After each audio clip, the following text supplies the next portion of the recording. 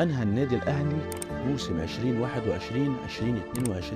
نهاية كارثية بعد عدم التتويج بأي بطولة، بدأها بخسارة نهائي كأس مصر أمام غريمه التقليدي نادي الزمالك بنتيجة هدف مقابل هدفين، علشان يهدي نادي الزمالك الدوري والكاس لموسم 2021-2022.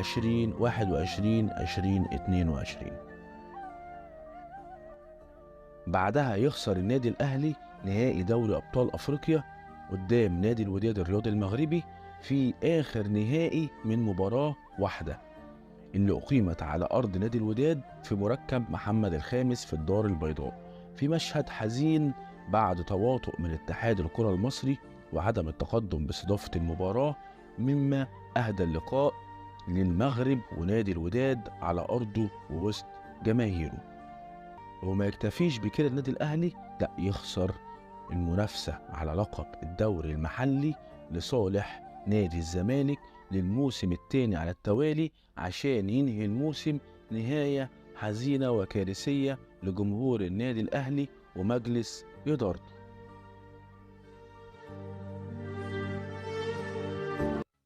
بعدها يدخل مجلس إدارة النادي الأهلي في اجتماعات ويخرج بقرارين مهمين: أولا إراحة جميع اللاعبين راحة سلبية وتكملة باقي المباريات بالناشئين والصف الثاني من اللعيبة.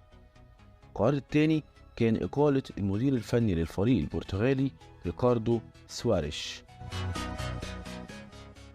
يبدأ موسم الانتقالات الصيفية للنادي الأهلي بداية ساخنة بانضمام اللاعب برونو سافيو من نادي بوليفار البوليفي، والثنائي شادي حسين ومصطفى سعد ميسي من نادي سيراميكا كليوباترا، ثم التعاقد مع المدير الفني السويسري مارسيل كولر. ويبدأ موسم النادي الأهلي الجديد بفوز صعب على فريق الإسماعيلي بهدف مقابل لا شيء أحرزه الوافي الجديد شادي حسين، يليه فوز صعب جديد على نادي أسوان بضربة جزاء أحرزها علي معلول.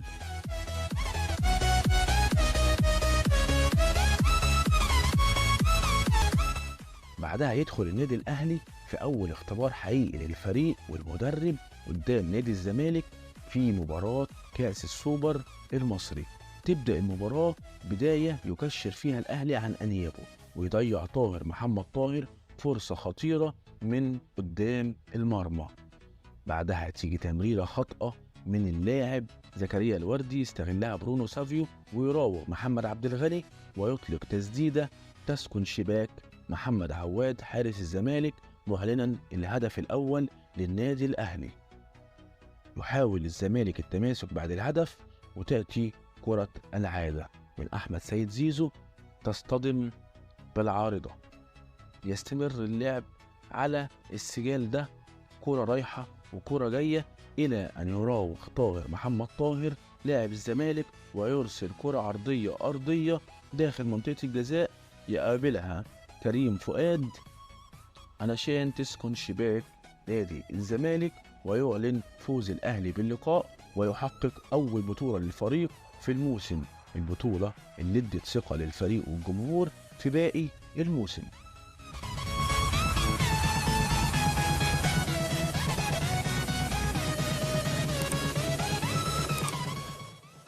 بعد الفوز ببطولة السوبر ارتفعت معنويات وثقة اللاعبين داخل الفريق، وكمل الأهلي عروضه المميزة في بطولة الدوري المحلي بالفوز على فريق الداخلية 4-1 في مباراة تألق فيها كريم فؤاد بإحراز هدفين وصناعة هدفين، ثم فوز على الاتحاد السكندري بثلاثية نظيفة وسط تألق بكل عناصر الفريق وظهور درجة انسجام كبيرة بين كل عناصر الفريق.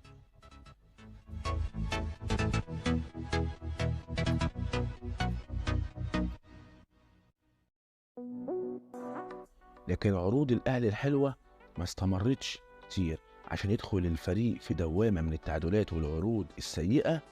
ابتدت من التعادل مع فريق فيوتشر تعادل سلبي 0-0، ثم فوز متأخر، وفي الدقائق الأخيرة في الدقيقة 96 يحرز محمد شريف هدف الفوز على فريق فاركو.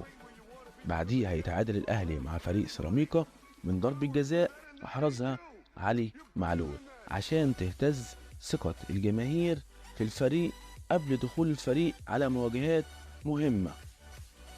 بدأت المباريات المهمة بلقاء نادي بيراميدز اللي فريق النادي الأهلي قدر يقدم فيه مستوى كبير جدا ويرجع ثقة الجماهير في الفريق بقيادة المايسترو عمرو السولية اللي قدم مباراة كبيرة وقدر يقود الفريق للفوز بنتيجة 3-0 على نادي بيراميدز أحرز منهم هدفين. وقبل المونديال دعم الأهلي صفوفه بعدة صفقات: مروان عطية من الاتحاد السكندري، أحمد القندوسي من وفاق سطيف الجزائري، خالد عبد الفتاح من سموحة، ومحمد الضو كريستو من النجم الساحلي التونسي، عشان يبدأ الأهلي مشواره في كأس العالم للأندية بمواجهة أوكلاند سيتي، ويقدم الأهلي عرض هجومي رائع ويفوز بثلاثية نظيفة أحرزها حسين الشحات ومحمد شريف وبيرسي تاو.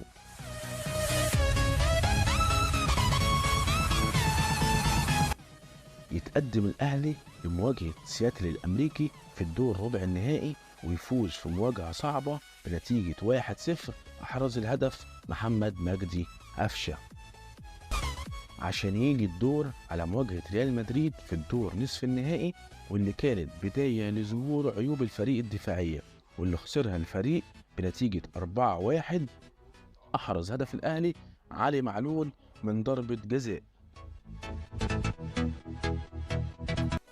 وبعديها يدخل الأهلي مواجهة فلامينجو في مباراة تحديد المركزين الثالث والرابع، وتظهر نفس العيوب على الفريق في المباراة واللي خسرها الأهلي ب4 أهداف مقابل هدفين.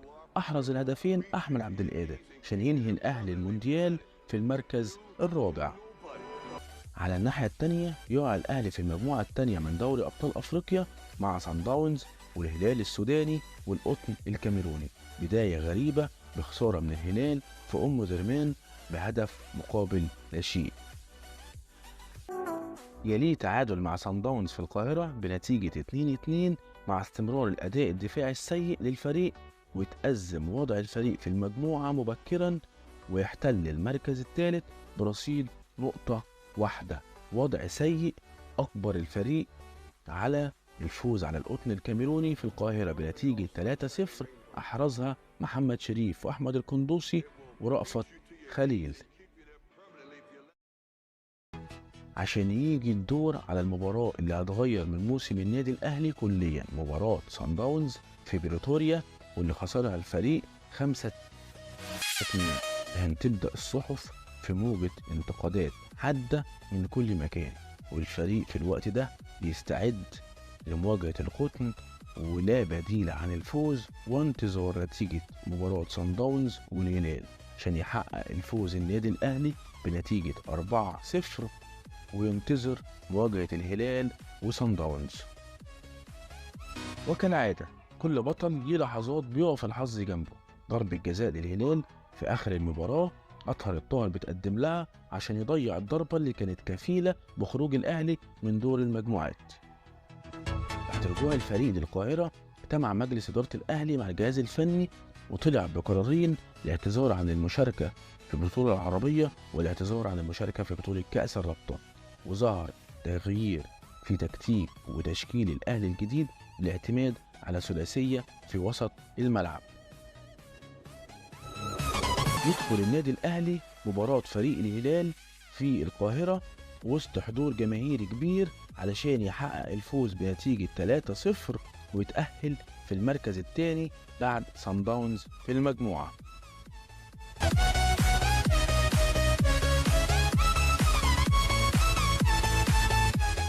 بعد نجاح مهمة التأهل الأفريقي يدخل النادي الأهلي المنافسات المحلية بالفوز على غزل المحلة في الدوري 3-0 قبل مواجهة نهائي كأس مصر أمام بيراميدز.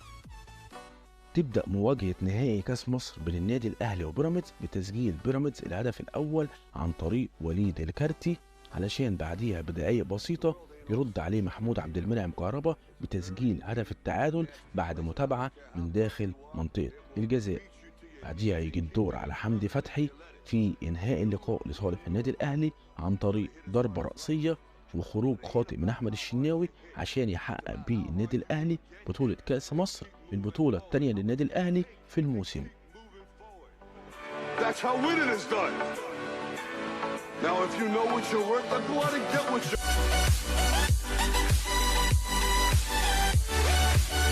تزداد ثقة الفريق بعد الفوز بكأس مصر ويدخل مباراة فاركو علشان يحقق فيها نتيجة الفوز ب3 أهداف نظيفة أحرزهم محمود متولي ومحمد شريف وعلي معلول.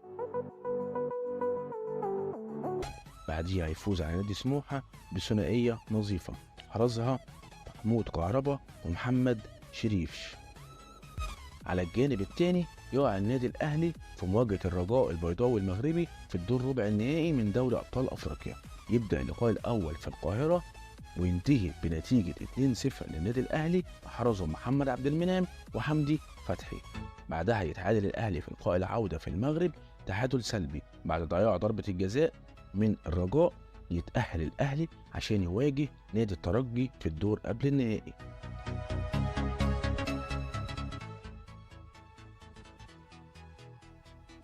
يرجع النادي الأهلي عشان يواجه نادي بيراميدز في كأس السوبر المصري بعد انسحاب نادي الزمالك من المباراة في مباراة مغلقة وفرص قليلة على المرميين. ينهي حالة السجال محمود كهربا بتوغل داخل منطقة الجزاء واستقبال كورة طولية من محمود متولي علشان يتعرقل داخل منطقة الجزاء وتحسب ليه ضربة جزاء أحرزها علي معلول علشان يكون هدف كفيل بإهداء النادي الأهلي البطولة الثالثة في الموسم ده والثانية على حساب نادي بيراميدز.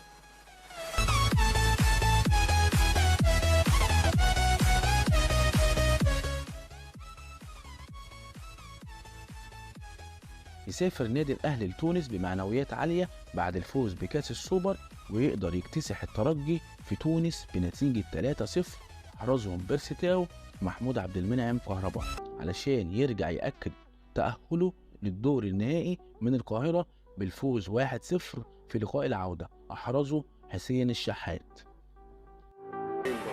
يصطدم النادي الأهلي في نهائي أفريقيا بالوداد البيضاوي المغربي في لقاء مرتقب وسائري من الموسم الماضي. بدأ لقاء الذهاب في القاهرة بداية حماسية وسط مطالبات بركلة جزاء لحسين الشحات وخشونة في الالتحامات من لاعبي الوداد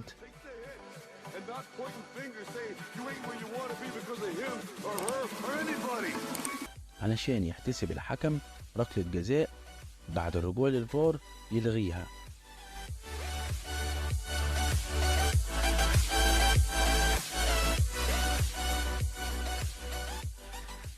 ركلة جزاء لحسين الشحات غير محتسبة. وعلى عكس سير اللقاء كاد الوداد أن يتقدم في النتيجة لولا براعة مصطفى شوبير عشان ينتفض الأهلي من عرضية لحسين الشحات على رأس بيرسي تاو يحرز الهدف الأول للأهلي وتشتعل المدرجات.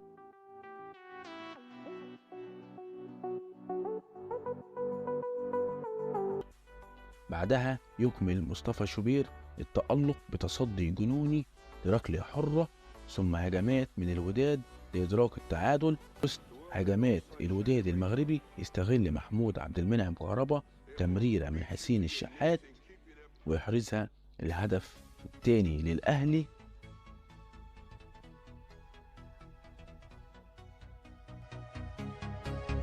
بعد الهدف يهاجم فريق الوداد بكل خطوطه على أمل إحراز هدف تقليص الفارق وسط مسلسل من إهدار الفرص للنادي الأهلي وتألق من مصطفى شوبير والقائم الأيسر. وفي النهاية يحرز الوداد هدف تقليص الفارق وسط مشهد حزين على لاعبي الأهلي وتنتهي المباراة بنتيجة 2-1 وسط سؤال: هل يسقط الأهلي مجددا في نهائي أفريقيا؟ وهنا يظهر دور جمهور النادي الأهلي عشان يثبت إنه الأفضل في العالم ويرد على تيفو جمهور الوداد في المغرب بتيفو قصف جبهة في ملعب محمد الخامس أصابهم بالذهول. بدأ لقاء العودة وسط حماس وهتافات الجماهير بضغط كبير من نادي الوداد على النادي الأهلي في كل أرجاء الملعب عشان يظهر الارتباك على صفوف النادي الأهلي. وبدأ نادي الوداد في أخذ فاولات حوالين ال 18. مرت الكورة الأولى بسلام في إيد محمد الشناوي، لكن التانية تسكن الشباك وسط ذهول لاعبي الأهلي. بدأ لاعبي النادي الأهلي الخروج عن شعورهم ومحاولات الضغط على الحكم دون جدوى طوال أحداث الشوط الأول. ومع بداية الشوط الثاني استعاد اللاعبين التركيز في المباراة، ومن ضربة ركنية يلعبها علي معلول على رأس محمد عبد المنعم يسكنها شباك الوداد ويكتب بيها فوز النادي الأهلي على الوداد في المغرب، ويحقق البطولة الأفريقية ال11 والبطولة الرابعة للأهلي في الموسم. بدأ لقاء الزمالك بهدف سريع لحسين الشحات اللي قدر يستغل كورة مرتدة من خط ظهر الزمالك ويسدد تسديدة تسكن شباك محمد صبحي يعلن بيها الهدف الأول للنادي الأهلي في بداية سريعة للقاء. هدف ما استمرش كتير عشان يعززوا حسين الشحات بالهدف الثاني بعد تسديدة من خارج منطقة الجزاء.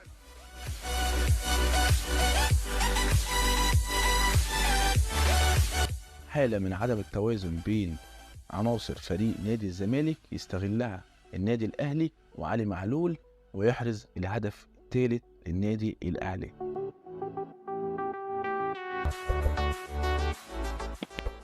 عشان يجي قبل نهاية اللقاء هدف العادة لمحمد شريف، الهدف الرابع اللي بينهي بيه اللقاء ويعلن النادي الأهلي بطل لموسم استثنائي، موسم قدر يحقق فيه الأهلي 5 بطولات ويتوج فيه ببطولة الكاس والسوبر المصري مرتين والدوري وبطولة أبطال أفريقيا، علشان يكون موسم استثنائي للفريق والمدرب ومارسيل كولر وجمهور النادي الأهلي ومجلس إدارته اللي قدر يتفوق على نفسه في كيفية إدارة المواقف والأزمات اللي مر بيها الفريق على مستوى الموسم، وقدر يوصل بالفريق لموسم استثنائي على مستوى البطولات.